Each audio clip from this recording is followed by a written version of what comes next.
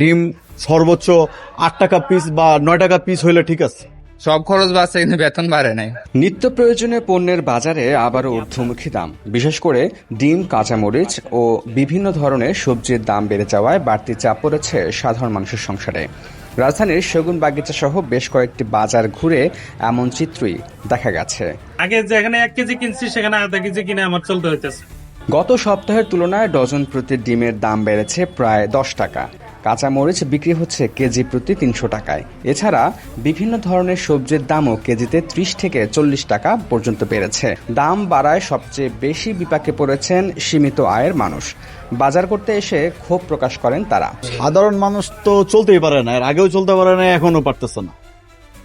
এখন আমার প্রয়োজন, এই জন্য আমার বাধ্যতামূলক কিনতে হয়েছে। এখানে আগে ডিম নিতাম হচ্ছে 820 টাকা, আর এখন আমার 920 টাকা, প্রায় 100 টাকা ডিফারেন্স, মানে 100 টাকা বেড়ে গেছে। গাজর নিয়েছি, পাতাকপি নিয়েছি। পাতাকপি আগে ছিল 40 টাকা, এখন হয়ে গেছে 60 টাকা।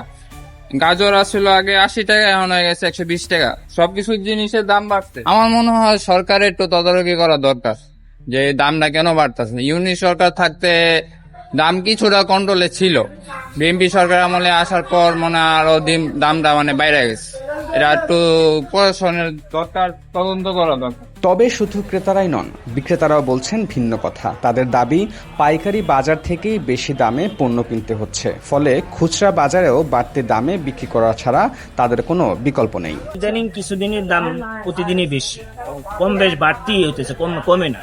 কিছুদিন এই আরো 15 দিন আগে গত লাল শাক ছিল 20 টাকা 15 টাকা আটি, এখন বর্তমানে 30 টাকা আটি।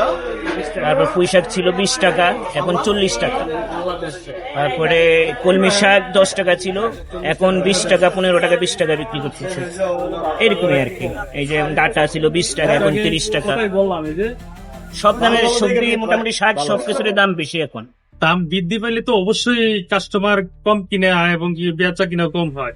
আগের তুলনায় অনেক বেচা কিনা কমে গেছে। আর আগে যে সময় 110 টাকা, 100 টাকা বা 120 টাকা আসলে, 120 টাকা থাকলেও একটা রাউন্ড ফিগারে থাকে, একটা ডিম হয় 10 টাকা পিস। তখন একজন মানুষে একটা 10 টাকা দিয়ে কিনে নিয়ে যায় খাইতে পারে। কিন্তু এখন যে অবস্থা হয়েছে, একটা ডিম প্রায় পড়ে যায় 12 টাকা। এটা নাগালের বাইরে চলে যাচ্ছে আস্তে আস্তে। বাজারে আসা অনেকেরই অভিযোগ, প্রতিনিয়ত নিত্য প্রয়োজনীয় পণ্যের দাম বাড়লেও সে অনুযায়ী বাড়ছে না আয়, ফলে সংসারের খরচ সামাল দিতে হিমশিম খেতে হচ্ছে। নিত্য পণ্যের লাগামহীন মূল্য বৃদ্ধিতে স্বস্তি নেই সাধারণ মানুষের। ক্রেতাদের প্রত্যাশা, বাজারে নিয়মিত নজরদারি বাড়িয়ে সরবরাহ স্বাভাবিক রাখা এবং অযৌক্তিক মূল্য বৃদ্ধির রোধে কার্যকর পদক্ষেপ নেবে সংশ্লিষ্ট কর্তৃপক্ষ। এমনটাই প্রত্যাশা করছেন সাধারণ মানুষ।